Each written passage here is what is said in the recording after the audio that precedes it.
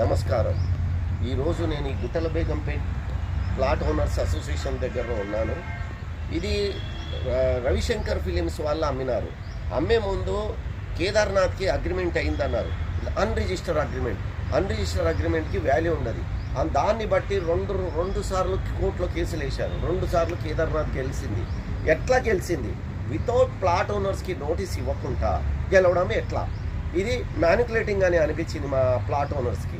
రెండోది ఏంటంటే, ఫస్ట్ ప్లాట్లు అమ్మేటప్పుడు 96లో మీకు అగ్రిమెంట్ అయినప్పుడు 97లో ప్లాట్లు అమ్ముతుంటే మీరు ఎందుకు ఆపలేదు? First thing.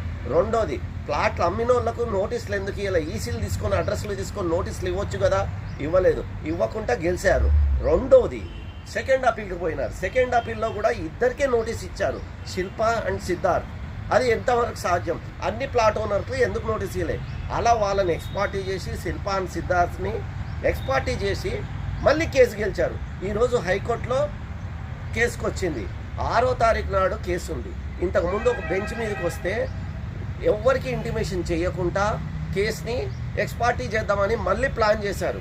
అంటే ఈ 10 ఎకరాల కోట్ల రూపాయల సైటు అందరినీ ముంచేసి వీళ్ళు దోచుకుందామని కేదార్నాథ్ సొసైటీ చేస్తున్న ప్రయత్నం. ఇక ముందు ఇలాంటి జరగదు. మేము జడ్జి గారి దగ్గర గట్టిగా కూర్చోపోతున్నాము. ఏంటంటే, అందరికీ ఇది కేసు మళ్ళీ మొదటి నుంచి మొదలు పెట్టాలా? ఒకవేళ మొదటి నుంచి మొదలు పెట్టకుంటే మేము హైకోర్టులో ఉకార్తాలు చేస్తాం, హైకోర్టులో కూర్చుంటాం. ఈ కేసుని మళ్ళీ రీబ్యాక్ చేయవలసిందే, మళ్ళీ మొదటి నుంచి మొదలు పెట్టవలసిందే. కాకపోతే ప్లాట్ ఓనర్స్కి అందరికీ పొజిషన్లో ఉన్నాం. వాడు కేదార్నాథ్ అంటాడు, మేము పొజిషన్లో ఉన్నాం. మాకు కరెంట్ బిల్లులు ఉన్నాయి, ట్యాక్సులు కడుతున్నాం, మేము పొజిషన్లో ఉన్నాం.